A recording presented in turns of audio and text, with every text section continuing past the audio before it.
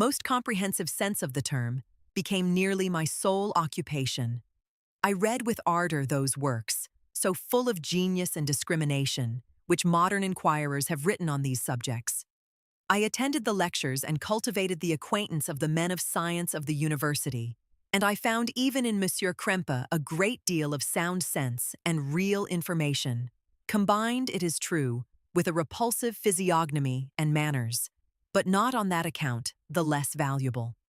In Monsieur Waldman, I found a true friend. His gentleness was never tinged by dogmatism, and his instructions were given with an air of frankness and good nature that banished every idea of pedantry. In 1,000 ways, he smoothed for me the path of knowledge and made the most abstruse inquiries clear and facile to my apprehension. My application was at first fluctuating and uncertain.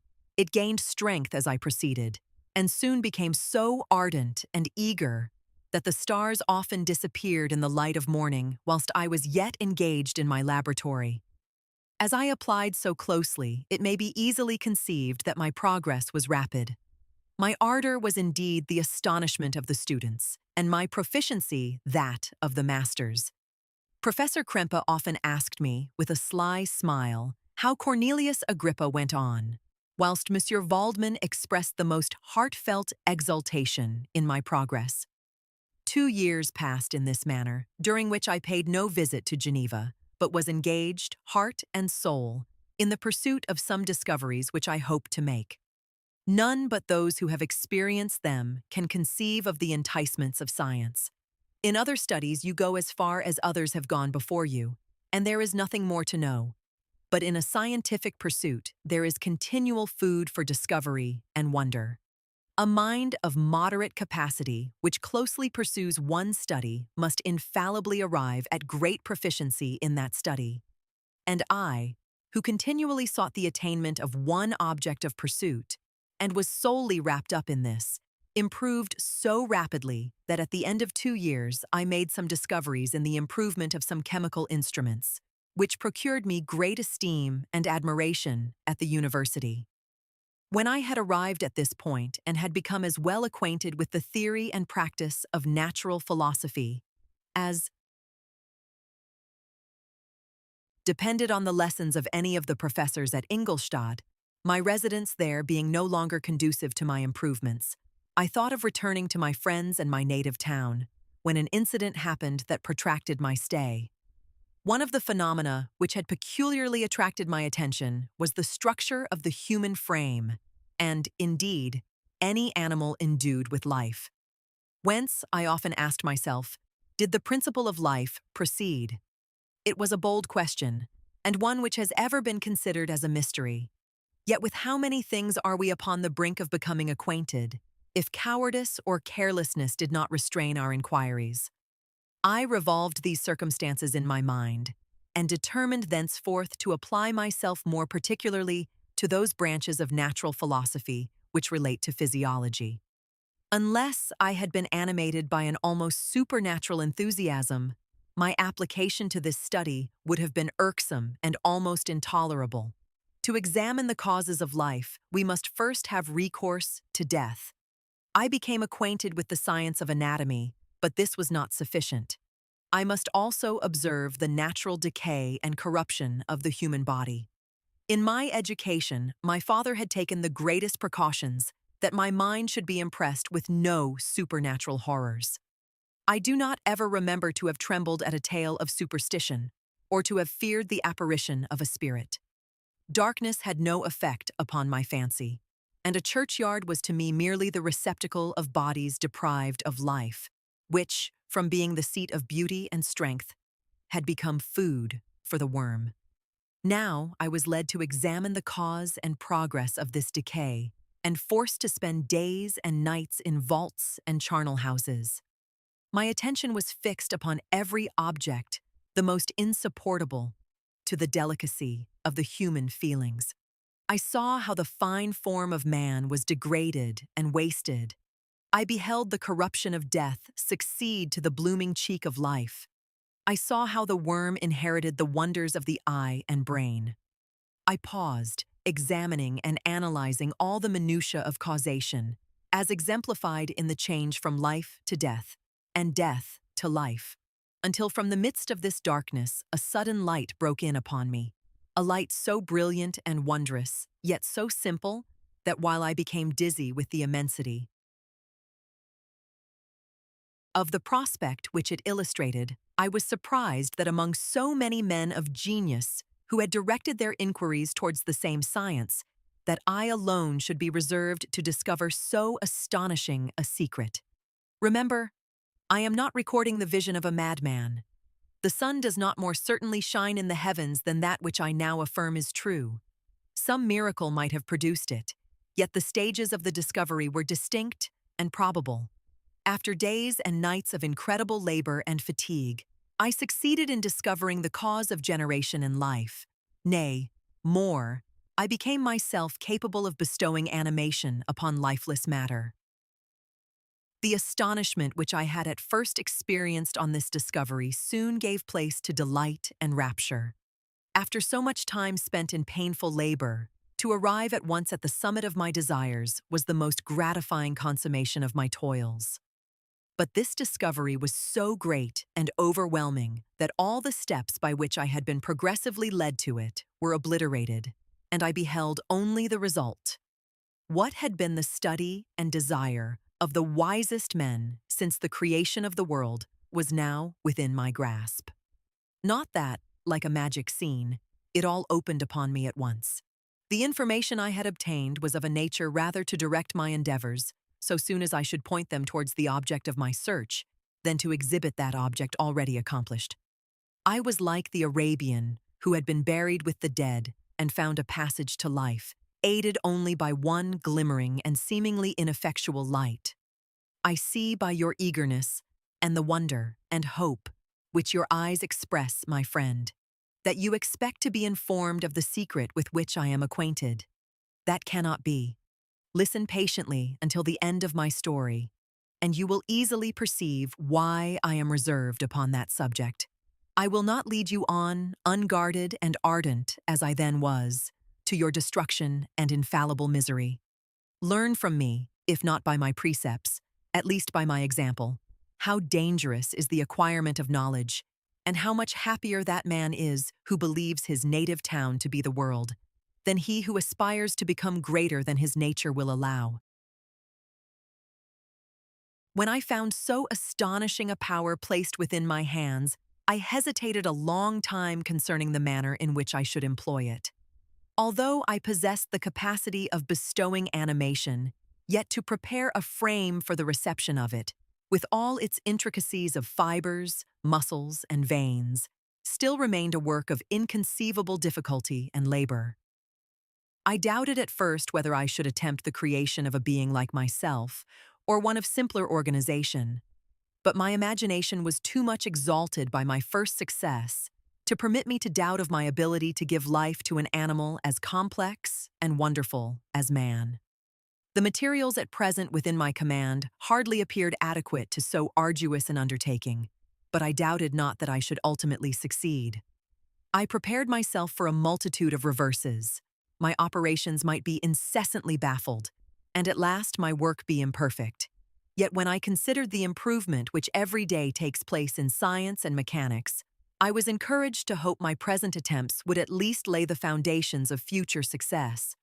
Nor could I consider the magnitude and complexity of my plan as any argument of its impracticability.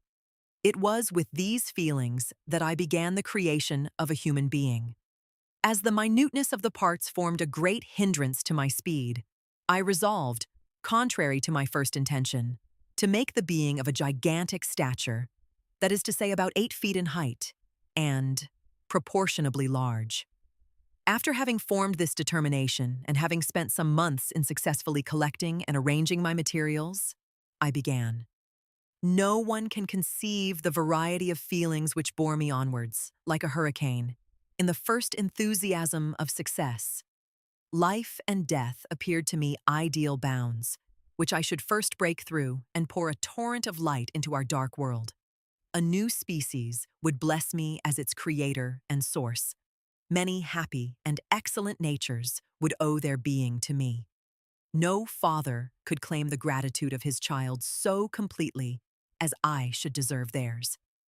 Pursuing these reflections, I thought that if I could bestow animation upon lifeless matter, I might, in process of time, although I now found it impossible, renew life where death had apparently devoted the body to corruption. These thoughts supported my spirits while I pursued my undertaking. With unremitting ardor, my cheek had grown pale with study, and my person had become emaciated with confinement. Sometimes, on the very brink of certainty, I failed. Yet still I clung to the hope which the next day or the next hour might realize.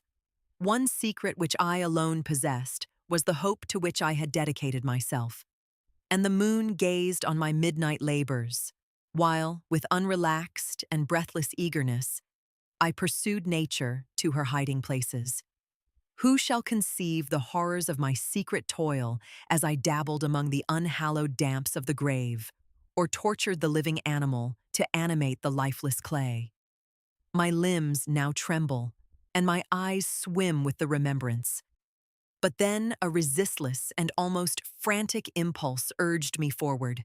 I seemed to have lost all soul or sensation but for this one pursuit. It was indeed but a passing trance that only made me feel with renewed acuteness so soon as, the unnatural stimulus ceasing to operate, I had returned to my old habits. I collected bones from charnel houses and disturbed with profane fingers the tremendous secrets of the human frame. In a solitary chamber, or rather cell, at the top of the house, and separated from all the other apartments by a gallery and staircase, I kept my workshop of filthy creation.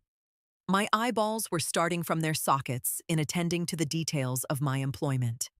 The dissecting room and the slaughterhouse furnished many of my materials, and often did my human nature turn with loathing from my occupation, whilst, still urged on by an eagerness which perpetually increased, I brought my work near to a conclusion.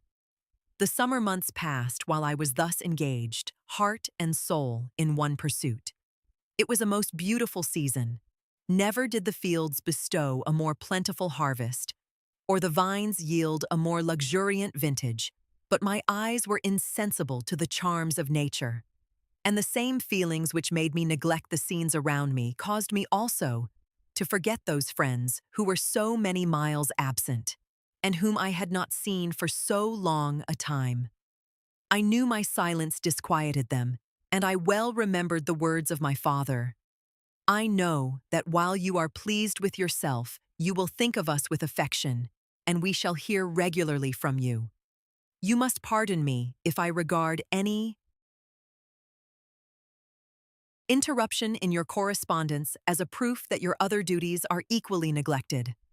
I knew well, therefore, what would be my father's feelings, but I could not tear my thoughts from my employment, loathsome in itself, but which had taken an irresistible hold of my imagination.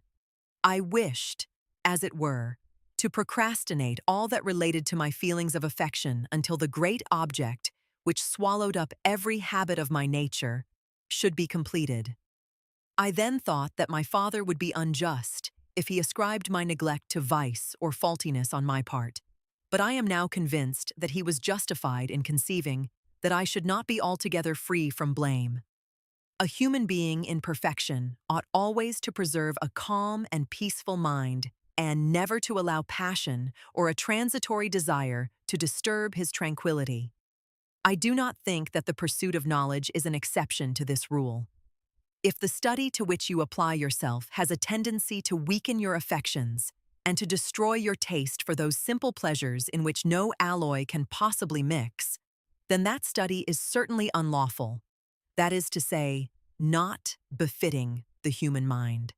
If this rule were always observed, if no man allowed any pursuit whatsoever to interfere with the tranquility of his domestic affections, Greece had not been enslaved, Caesar would have spared his country, America would have been discovered more gradually, and the empires of Mexico and Peru had not been destroyed. But I forget that I am moralizing in the most interesting part of my tale, and your looks remind me to proceed. My father made no reproach in his letters and only took notice of my silence by inquiring into my occupations more particularly than before.